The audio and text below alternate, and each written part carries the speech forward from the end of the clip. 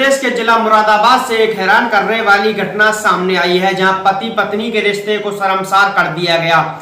एक मकान की लालच ने एक व्यक्ति की जान ले ली। जहां आपको बता दें कि पति रेहान, जो कि एक मकान की लालच को लेकर उसने अपनी पत्नी की बड़ी बेरहमी से हत्या की और लाश के 2 टुकड़े करके ईंट से पहले तो अपनी पत्नी का सिर कुचला, फिर धारदार हथियार से लाश के 2 टुकड़े करके घर में ही गड्ढा खोद के अपनी पत्नी को दफन कर दिया और गर्दन को काट के उसने नहर में फेंक दिया।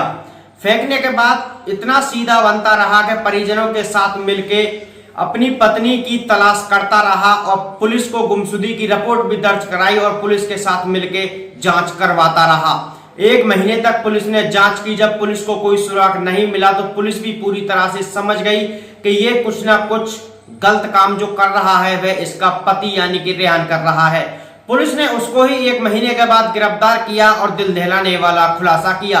जब पुलिस ने उससे पूछताछ की तो वह नई नई कहानी बनाने लगा, लेकिन पुलिस के सवालों के आगे वह पूरी तरह से हार गया।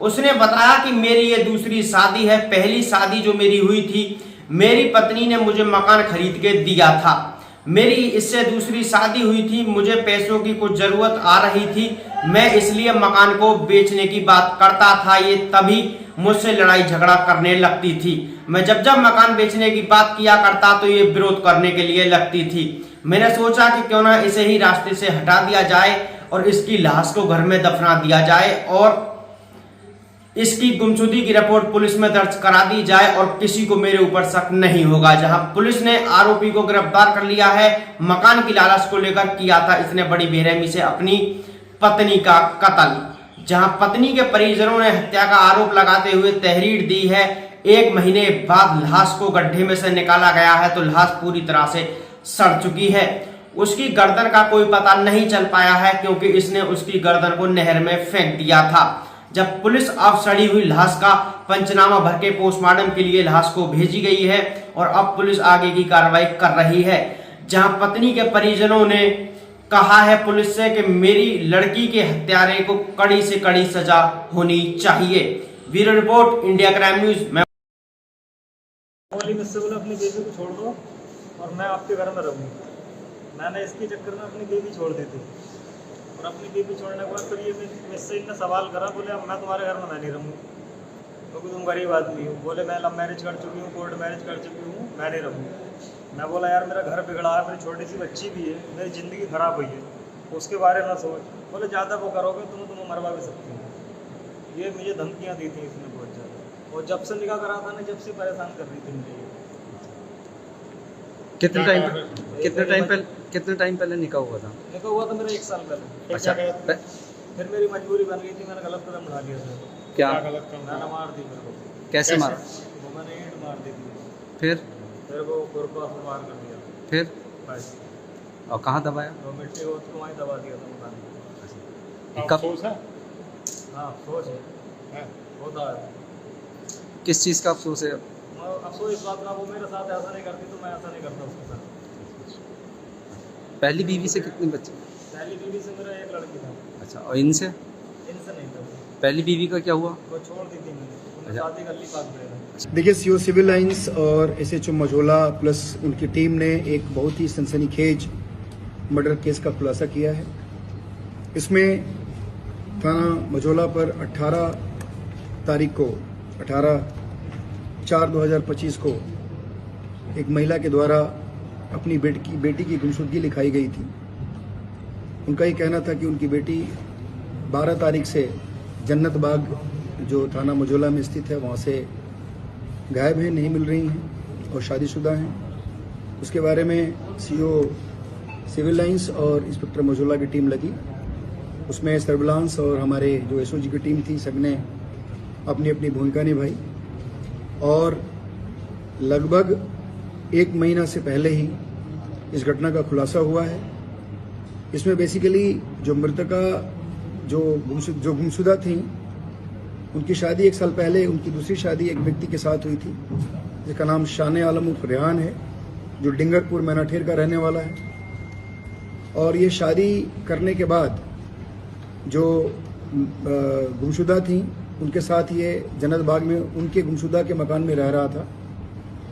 ये बेसिकली ड्राइवर है और ये दोनों शादी करने 1 साल पहले शादी करने के बाद उनके साथ उनके बच्चों के साथ रह रहा था वहाँ। बेसिकली जो वो मकान था जिस मकान में लोग रह रहे थे वो मकान जो गुमशुदा थी उनके नाम पे था और ये जो उसका शादी करने वाला जो पति था शान आलम रेहान, ये इसकी नज़र उस मकान पे थी और इसने उस मकान को हथियाने के लिए ही उससे शादी की थी और उसने प्लान किया था कि कुछ दिनों के बाद इसको हम कहीं ना कहीं गायब कर देंगे, इसकी हत्या कर देंगे और उसके बाद इस मकान को अपने नाम करा लेंगे। शादी के बाद से लगातार ये उसको मकान को अपने नाम में कराने के लिए दबाव बनाता रहा, लेकिन उसने मना किया।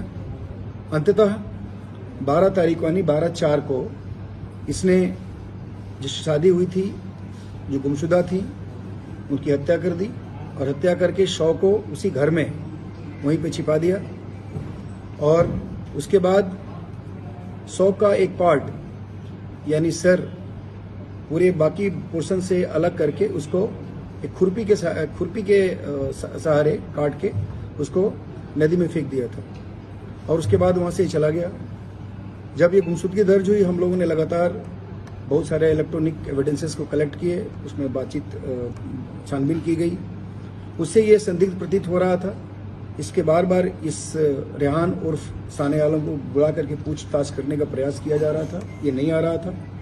अंततः ये कल यानी 12 तारीख को ये आया और इससे सघनता से पूछताछ हुई।